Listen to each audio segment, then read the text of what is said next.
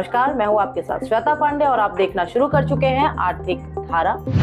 नमस्कार, मैं हूं रेणु शर्मा, आप देख रहे हैं आर्थिक धारा।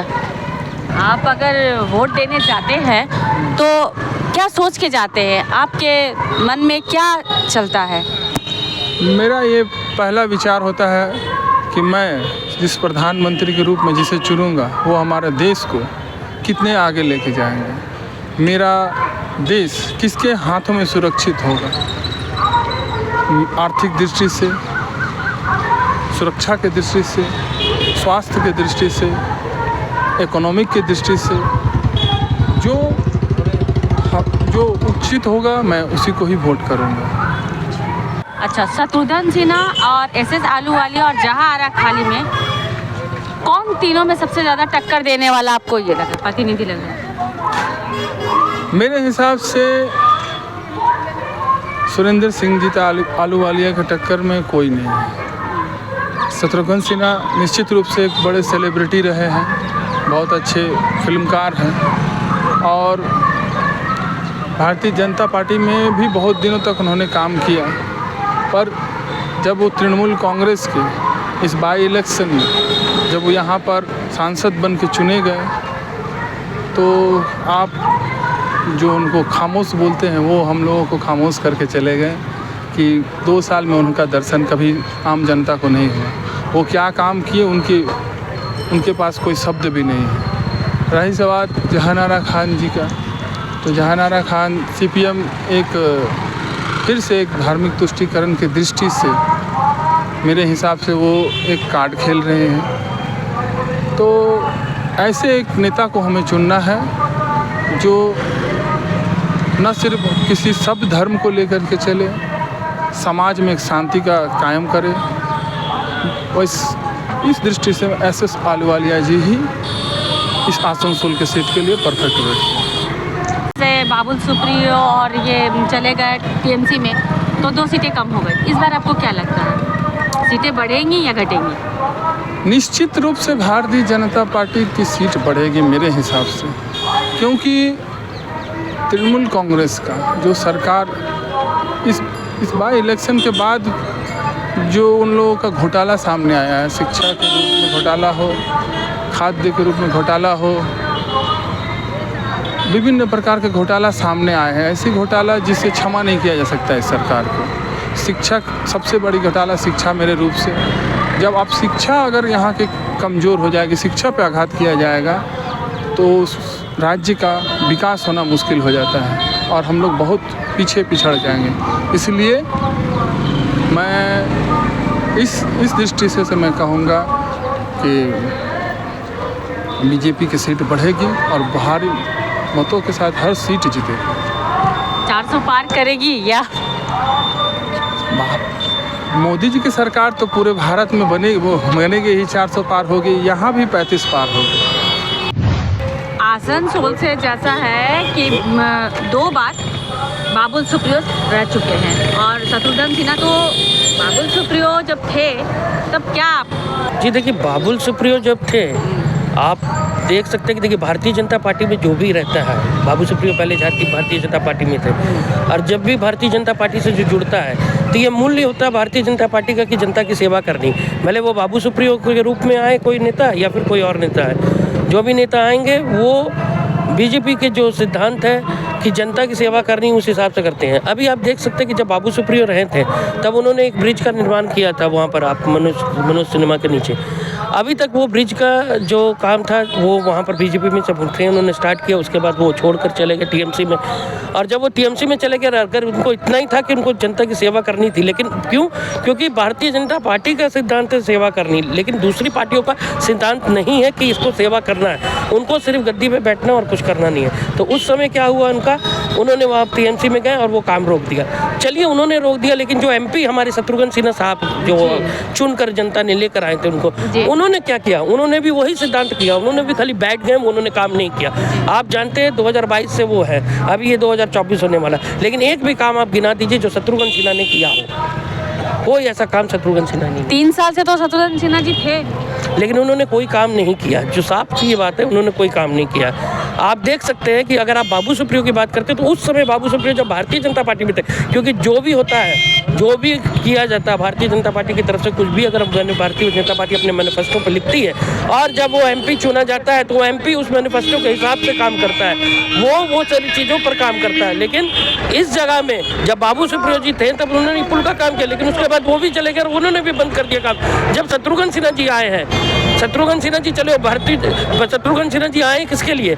ये सारी जनता के लिए, जो आसनसोल की जनता थी। तो आसनसोल की जनता का भला करना चाहिए था, लेकिन उन्होंने तो कुछ किया नहीं। वो भी बैठ गए, वो भी टीएमसी सरकार में गए, वो भी बैठ गए, क्योंकि टीएमसी सरकार में तो ये चलता ही रहता है, ये तो चलेगा ही, क्योंकि आप बैठो, आप आओ, आप खाओ, बैठो, और उनसे ज़्यादा कुछ कर ही नहीं सकती टीएमसी सरकार। तो वोट देने जाएंगे तो क्या सोच कर जाएंगे? आपके दिमाग में क्या आएगा कि किसकी सरकार होनी चाहिए? हम लोग वोट देने जाएंगे तो सबसे पहले हम लोग युवा हैं, हम लोगों को रोज़गार चाहिए, हम लोगों को किसी नौकरी चाहिए। हम युवाओं से क्या और सरकार से हम लोग क्या अपेक्षा करते हैं कि हम लोग को रोज़गार चाहिए, शिक्षा चाहिए, शिक्षा अच्छी होनी चाहिए, अच्छे लाइब्रेरी होना चाहिए जहां हम लोग तैयारी युवा कर सके, और अच्छे नौकरी पाने के लिए एक अच्छा सरकार की नीति हो, हमेशा वैकेंसी निकलती रहे, जिससे हम युवाओं को फॉर्म भरकर अपना परीक्षा दे सकें। केंद्र सरकार और राज्य सरकार में क्या ये है? केंद्र सरकार और राज्य सरकार में हमने ये देखा कि जो भारत के प्रधानमंत्री नरेंद्र मोदी जी हैं, जिनका केंद्र सरकार में जिनका आज सरकार था, हम लोगों ने ये देखा कि उन्होंने देश को आगे बढ़ाने में उनका बहुत अहम भूमिका है। आज देखिए किसी भी विभाग में, चाहे वो शिक्षा हो, चाहे वो इंजीनियरिंग हो, चाहे देश के मतलब जितने भी सैनिक बल है को बल देने में, मतलब देश को एक आगे बढ़ाने में एक अहम भूमिका नरेंद्र मोदी जी को हमने देखा था। हर विभाग में, चाहे वो किसी भी चीज़, आज सेना सुरक्षा हो, आज हमारा भारत हम लोग में सुरक्षित रहते हैं, क्योंकि हमारे भारत के जितने भी सेना हैं उनको किसी भी तरह का बाहरी से आतंकित हमले से बहुत कम हम लोग को सुनने को मिलता है 2014 के बाद जब प्रधानमंत्री नरेंद्र मोदी जी ने बना। लेकिन पश्चिम बंगाल की राज्य सरकार की जो मुख्यमंत्री ममता बनर्जी जी है, हम लोगों ने यहाँ देखा कि उन्होंने 2021 के विधानसभा के चुनाव में उन्होंने पश्चिम बंगाल के लोगों युवाओं से वादा किया था कि डबल नौकरी देने की वादा किया था। लेकिन हम लोगों ने क्या देखा, शिक्षा विभाग में वहाँ चोरी हुआ।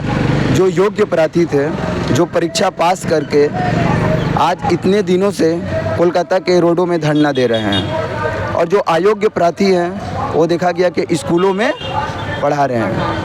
तो क्या हम युवाओं के साथ यही मुख्यमंत्री ममता बनर्जी जी चाहती थी कि हम युवाओं को क्या अंधकार को, भविष्य को अंधकार में डाल देना चाहती थी?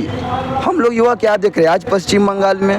मुख्यमंत्री ममता बनर्जी के नेता किसी ना केस में, वो कोयला चोरी हो, राशन चोरी हो, मतलब हर क्षेत्र में वो आज जेल के भीतर है। आज देखिए पश्चिम बंगाल का जो शिक्षा मंत्री है वो भी जेल के अंदर है। तो हम लोग और क्या इस राज्य सरकार मुख्यमंत्री ममता बनर्जी से इच्छा रख सकते हैं हम युवा, कि हम युवाओं का भविष्य ही पूरे अंधकार में डाल के रखिए ममता बनर्जी, मुख्यमंत्री ममता बनर्जी जी। आप क्या चाहते हैं, सरकार किसकी हो? हम लोग तो युवा होने के नाते यही चाहते हैं जो देश का भला करे, जो हम युवाओं को रोज़गार दे, आने वाले समय में हमारे देश को पूरे विश्व में भारत का नाम गौरव करे। हम युवाओं के लिए अच्छी नौकरी की अच्छे फॉर्म निकाले, जिससे हम युवा भर सके, फॉर्म भर के अपना अच्छी सरकारी नौकरी पाकर अपने घर के माँ बाप का ख्याल रख सके। हम इसी का अपेक्षा करते हैं। तो इस मामले में हमने देखा कि भारत के प्रधानमंत्री नरेंद्र मोदी जी को हमने देखा कि इस विभाग में उन्होंने हर विभाग में काम कर रहे हों, वो चाहे रेलवे हो, वो चाहे एसएससी हो। सबसे अच्छा हम लोगों ने देखा कि हम युवाओं के लिए एसएससी जो है उसको आगे 6 महीना में क्या एग्ज़ाम होने वाला है उसका लिस्ट पहले से ही निकाल दिया जाता है कि इतने तारीख को इतने ये एग्ज़ाम होगा। हमको ये सब बहुत ये अच्छा लगा। हम युवाओं के लिए हम लोग तैयारी करने का मौका मिलता है। हर साल एसएससी का एग्ज़ाम होगा, हर साल सुन रहे रेलवे का भी एग्ज़ाम का ऐसे एक तिथि निकाल दी जाएगी जिस पर हमेशा आगे से ही पता चल रहेगा कि हम युवाओं का एग्ज़ाम हम लोग कब से दे सकेंगे। इसी मामले में जो सरकार अच्छे से काम करेगी हम युवा उनके ही साथ हैं। আমাদের রাজ্যে যে সরকার আছে আমি সেই সরকারকেই চাইছি, কারণ এখানে আমাদের উন্নয়নমূলক কাজ এই সরকার অনেক করেছে। 2012 পর থেকে আমরা এখানে অনেক কাজ পেয়েছি, রাস্তাঘাট পেয়েছি, জলের সুবিধা পেয়েছি। আমাদের জলের খুব ভালো সুবিধা, এখানে জলের অসুবিধা নেই। এবং আমরা চাই যে আমাদের রাজ্যে হ্যাঁ যে সরকার আছে সেই সরকারই চাই। আমরা এখন যেমন সরকার চলছে সেই সরকারই আমরা চাই। কেন্দ্রের গল্প করছি না, রাজ্যের গল্প করছি। আরও ধরুন এই মানে সুবিধা ধরুন সবই পাচ্ছি, লক্ষ্মী ভাণ্ডার, স্বাস্থ্যসাথী বা অনেক প্রকল্প আছে, অত তখন মনেও না তো বলার জন্য একটা একটা করে বলতে হতে হবে। আর আমরা যে আমাদের যে সদস্য আছে বা টিএমসি, তার কাছ থেকে ভালো রেসপন্স পাই, যখন দরকার সবসময় সুবিধে পাই, এটাই তো আমাদের দরকার। আমাদের এই তৃণমূল সরকারই খুব ভালো, এটাই চাইছি আমরা। আমরা অনেক কিছু সুযোগ সুবিধা পাচ্ছি তৃণমূলে। আমাদের তৃণমূলের লক্ষ্মী ভাণ্ডার, স্বাস্থ্যসাথী, বিধবা পেনশন ওগুলো সব পাওয়া যাচ্ছে। তাই আমরা এই সরকারকেই চাই। টিএমসিকে চাই, ঠিক আছে। এখানে ওর ফ্যাসিলিটি আমরা বৃদ্ধ পেনশন এখন আমাদের পাচ্ছি 2012 থেকে। তারপর এখন আমরা টিএমসিকে ভোট দিতে রাজি। দিদিকে আমাদের চাই, মোদিকে আমরা চিনিই না, ওর কাছে কোনো ফ্যাসিলিটি না, ওকে চিনিও না। সামনেই লোকসভা ভোটে আমরা যে তৃণমূল কংগ্রেস প্রার্থী শত্রুঘ্ন সিনহা ছাড়া কাউকে ভাবতেই পারছি না।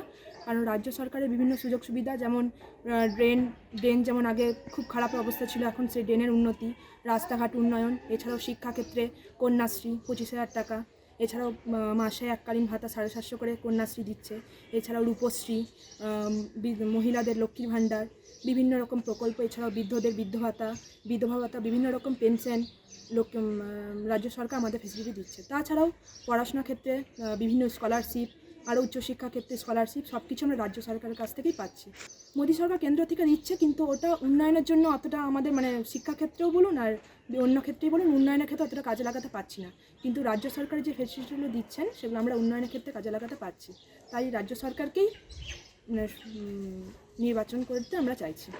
আচ্ছা, এছাড়াও কিছুদিন আগে কেন্দ্র সরকার যে 100 দিনের টাকার কাজের হয়েছিল, সেটা আবার কেন্দ্র সরকার বন্ধ করে দিচ্ছে, কিন্তু রাজ্য সরকার সেই 100 দিনের টাকাটাও চালু রেখেছেন। অর্থাৎ রাজ্য সরকার বিভিন্ন দিক থেকেই বিভিন্ন প্রকল্পের সুযোগ সুবিধা দিচ্ছেন। তাই রাজ্য সরকারকে আমরা নির্বাচন করছি। মানে অনেক আমাদের বুথের মধ্যে, তাছাড়া আমাদের ব্লকে অনেক মানে স্টেটের মধ্যে অনেক উন্নয়নমূলক কাজ দেখতে পাচ্ছি। সেই জন্যই যেমন কন্যাশ্রী পাওয়া যাচ্ছে, তারপর রাস্তাঘাট, জলটা অতটা হয়নি, মানে মোটামুটি হচ্ছে, আর সব সাইকেল দেওয়া হচ্ছে। আমাদের যে সরকার আছে সে সরকারকেই চাইছি, মানে টিএমসি যেরকম থাকছে। কারণ টিএমসি থেকে আমরা অনেক সুযোগ সুবিধা পাচ্ছি, লক্ষ্মী ভাণ্ডার, স্বাস্থ্যসাথী কার্ড, ফ্রিতে চেক আপ, তারপরে আপনার এই বিয়ের জন্য এক্সট্রা পয়সা দিচ্ছে, পড়াশোনার জন্য পয়সা দিচ্ছে, অনেক কিছু ইয়ার জন্য যে হেল্পগুলো পাচ্ছি। তাই আমরা টিএমসিকেই চাইছি। আমরা ধরুন এখন লক্ষ্মী ভাণ্ডার 1,000 টাকা পাচ্ছি, আগে 500 টাকা ছিল, এখন 1,000 টাকা হয়েছে। আর স্বাস্থ্যসাথী কার্ড ফ্রিতে চেক আপ হচ্ছে সব রকমই, যখন যেটা দরকার প্রয়োজন হয় যাচ্ছি, কেন্দ্রীয় সরকারের কাছ থেকে হেল্পটা পাচ্ছি। মোদী সরকার এখন তো কিছু সেরকম পাইনি, এখন মানে কিছুই পাইনি। बने रहे आर्थिक धारा के साथ। अब आइए दिखाते हैं कुछ छोटी बड़ी खबरें फटाफट। आसनसोल से तृणमूल प्रत्याशी शत्रुघ्न सिन्हा ने कोयला श्रमिकों को किया संबोधित।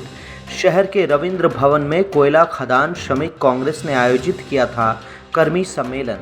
संबोधित किया यूनियन के अध्यक्ष सह मंत्री मलय घटक, तृणमूल कांग्रेस के जिला अध्यक्ष सह विधायक नरेंद्र नाथ चक्रवर्ती, यूनियन महासचिव सह विधायक हरिराम सिंह, INTTUC जिला अध्यक्ष सह उपमेयर अभिजीत घटक।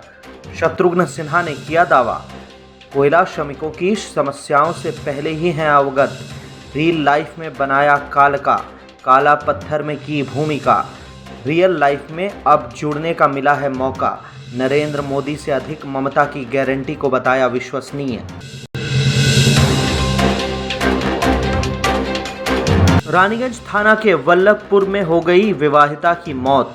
मायके पक्ष का आरोप है हत्या कर आत्महत्या का रूप देने की साजिश। पुलिस ने पति राहुल मंडल, उसके पिता को लिया है हिरासत में। मोटर मैकेनिक है राहुल मंडल। आसनसोल दक्षिण थाना अंतर्गत डामरा गांव निवासी चैताली से किया गया था प्रेम विवाह। जन्म हुआ एक बेटे का। इसके बाद से बढ़ने लगा घर में विवाद। पुलिस के हस्तक्षेप से मिटा था एक बार विवाद। अचानक शुक्रवार की देर रात विवाहिता की हो गई मौत। पति ने दी सफाई, चैताली ने कर ली है आत्महत्या। पुलिस कर रही मामले की जांच। शव को भेजा गया पोस्टमार्टम के लिए। रिपोर्ट का है इंतजार। पुरुलिया संसदीय इलाके से आदिवासी कुर्मी समाज के प्रत्याशी अजीत प्रसाद महतो ने किया नामांकन। जिला मुख्यालय शहर के चर्च मैदान से निकाला विशाल जुलूस। वे स्वयं सवार थे भैंस पर। उन्होंने कहा कि मानभूम की संस्कृति है सबसे पुरानी और भिन्न। उच्च वर्ग के कुछ संभ्रांत लोग करते हैं इससे नफरत। संस्कृति को जीवंत रखने के लिए उन्होंने की भैंस की सवारी। शहर के विभिन्न इलाकों की परिक्रमा कर पहुंचे जिला निर्वाचन अधिकारी के कार्यालय। किया अपना नामांकन। पूरे शहर में होती रही चर्चा उनके इस जुलूस की। झारखंड के सीमावर्ती शहर चिरकुंडा के सुभाष नगर कचरा गोदाम में लगी भीषण आग। इंड ज्योति फाइनटेक प्राइवेट लिमिटेड का था गोदाम। इलाके में चारों तरफ हो गया धुआं धुआं। चिरकुंडा थाना प्रभारी सुनील कुमार सिंह पहुंचे घटनास्थल पर। पहुंचे सीडीपीओ रजत मणिक बाखला भी। दमकल कर्मियों ने काफी मशक्कत के बाद आग पर पाया काबू। मालिक अमन सिंह का दावा, लाखों का हुआ है नुकसान। रानीगंज शहर के स्कूल मोड़ से सटे इलाके में है बैंक ऑफ बड़ौदा का एटीएम। शॉर्ट सर्किट से लग गई उसमें आग। इलाके में मच गई अफरा तफरी। दमकल कर्मियों को दी गई सूचना। उन्होंने आग पर पाया काबू। बैंक अधिकारियों ने किया स्थल का निरीक्षण। हो रही है जांच। अधिक क्षति नहीं होने का है अनुमान।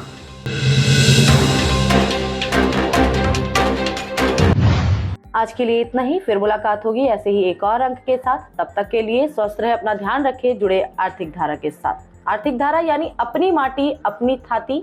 अगर वीडियो पसंद आती है तो वीडियो को लाइक करें, लोगों तक पहुंचाएं, शेयर करें और चैनल को सब्सक्राइब करें। आप हमसे जुड़ने के लिए फेसबुक और एक्स पर भी हमें फॉलो कर सकते हैं।